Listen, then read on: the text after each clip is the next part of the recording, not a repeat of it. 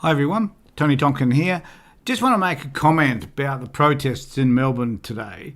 It was evident that the protesters were out in full force for the third day in a row, protesting against whatever it is they think is appropriately to protest against.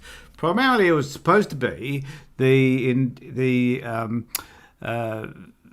industry which was the building industry, the construction industry, the construction industry complaining, if you like, or protesting about the fact that there's been a 2-week lockdown with that industry in Victoria. Now, what has evolved out of that has been this continual protest over 3 days, which is not always and not primarily about the lockdown for the construction industry.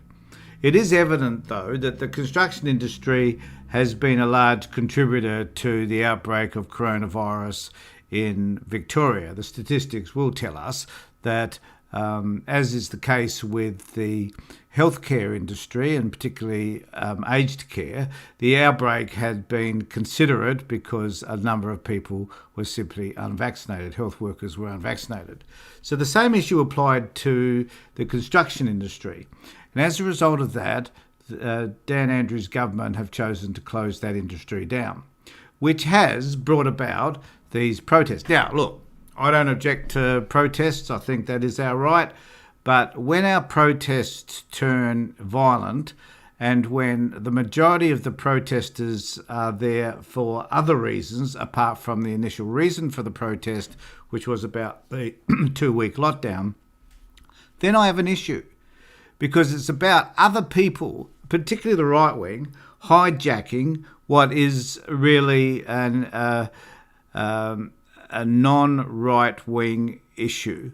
You know, you've got to think about the fact that construction industry is basically labour, obviously, leaning industry. So it's probably a little bit left of centre than what the right wing is. And yet here we have a number of people who are right-wing leaning, contributing to the violence that has happened on this particular occasion. Now, I'm not suggesting for a moment that there aren't people who are in the construction industry who are right-wing leaning. And I'm not suggesting for a moment either that there isn't any frustration around the lockdown that is occurring in Victoria. It's been going on for months now, and you'll joke, wake up. So someone just sent me a post. Frank says this is a war protest. No one will produce.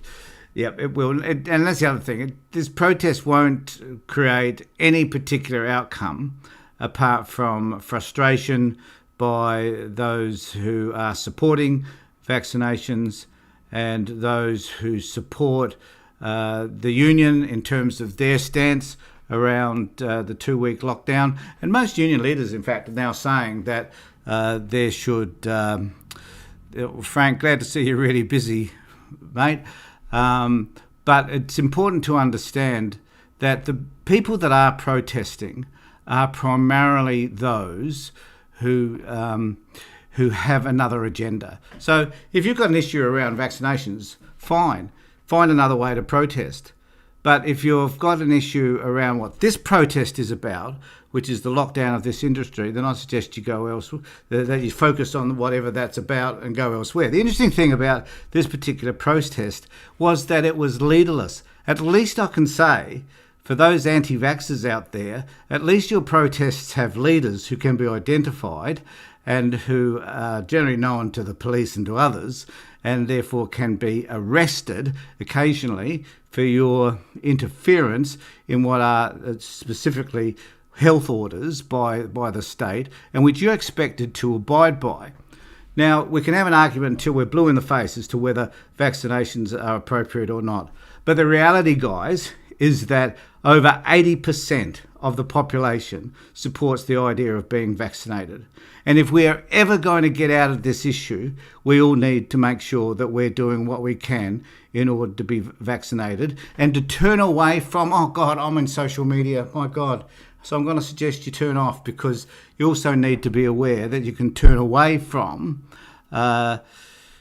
social media in particular, which is telling you that there are all these other strange and bewildering QAnon type theories around this issue, and that they are the ones that are right, that for whatever reason we may need to understand that because we read it on Facebook, because we see it in social media, doesn't necessarily mean that it is true.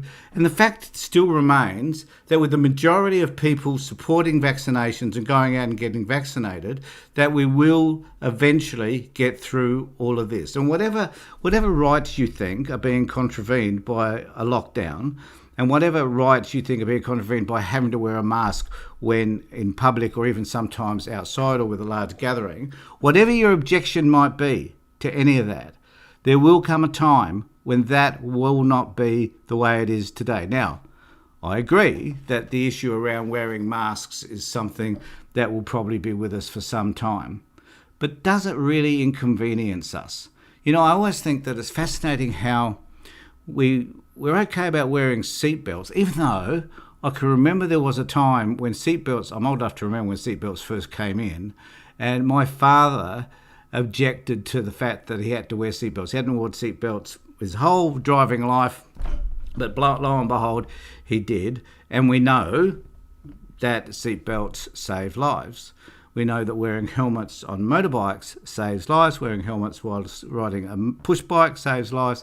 We know all of these things, but around COVID, for some particular reason, we've taken a particularly different view.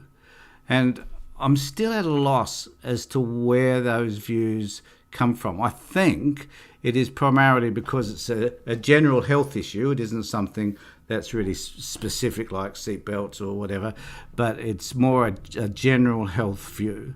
And there's so much being said about, and I guess these days, as opposed to 50, 60 years ago, there just were not the QAnon theories. There wasn't the social media for them to be spread.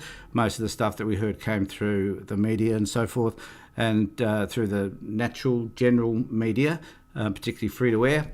And as a result of that, we didn't have that widespread sense of, I guess, a wide interpretation of views. They were very restricted. And I think that it's really important to understand that we need to have diversity of views. You know, we have a diversity of population, and we need to have those diversity of views. But they need to be rational views. For example, one of the things that I object to most, and have objected to in the past, and I've posted about this over many, many years, has been around the involvement of pharmaceutical industries and the promotion that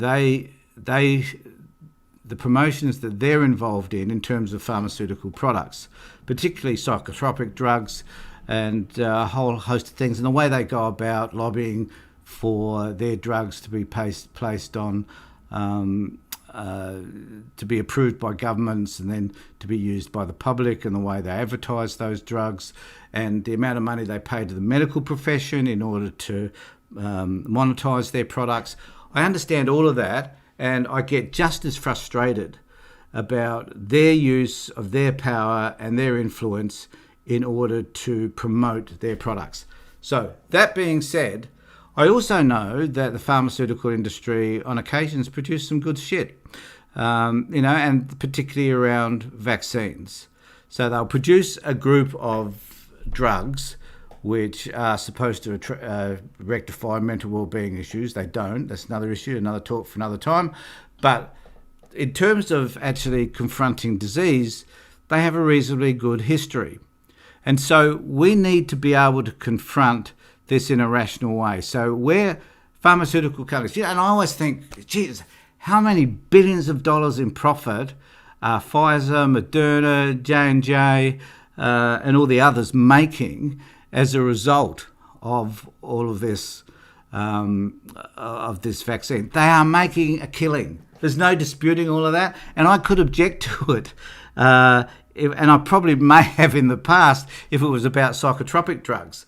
But because this is about a drug that is actually going to limit us in terms of the number of infections, it's not about the infections, it's about whether we're going to be able to perhaps not become as sick as we would if we were unvaccinated, and that it's really important, therefore, as a health measure for all of us to find a way to receive some sort of vaccination so that we're protecting ourselves and others. And we've all heard that story before, and I'm over hearing that story from politicians and from a whole host of other people. It's just a pain in the ass.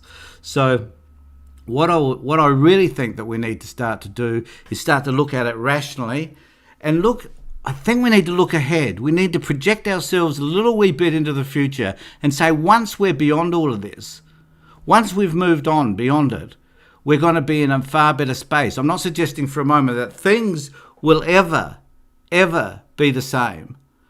They won't. Probably for the rest of my life, things would have changed because of COVID. And we need to get over trying to blame where it came from, whatever. And I think we even need to get over blaming the government for being slow on the uptake. Blame does not get us any ground whatsoever, and looking to the past often doesn't either. But we need to be able to face the fact that this is here to stay, and that we need to. So these protesters, what advantage has there been in making these protesters, apart from the fact that if you're a protester, you're going to be fined $5,000. That's an expensive day out, and that's an expensive walk. So why even bother doing any of that? I see a number of people who've got online. I really appreciate that. And I would like to say, though, that if you are online, and even if you don't like what I have to say, then please subscribe, ring the bell, because I've got lots more of these posts coming. And if you want to have an argument with me, that's fine, as my man Frank has. Okay. One of the problems, sidebar, one of the problems I've got at the moment is that I've got double vision.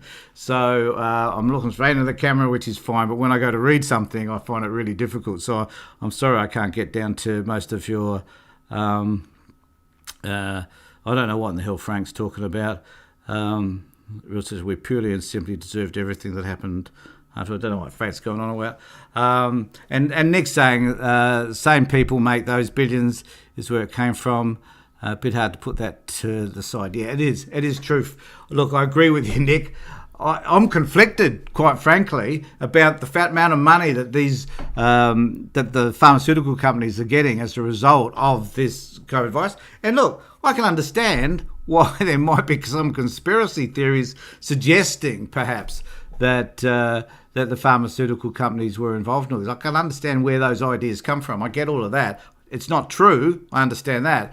But I can understand where they come from, given the fact that these insidious organisations, these pharmaceutical companies, are just as likely to have created this problem as well. So I just wanted people to subscribe, ring the bell if you wouldn't mind, and stand by for further conversations in this area. I'm going to be talking a little bit about some other aspects of... so I'm going to be having a conversation about submarines and the impact on that in Australia.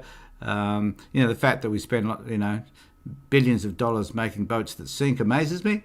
And the fact that we spend less and less on homelessness and other areas also is of concern. I'm going to have a conversation about that later on the Tony Tompkins Show. So join with me. And I just want to say to everybody before I go, look after yourselves and be safe. Take care, everybody. Bye.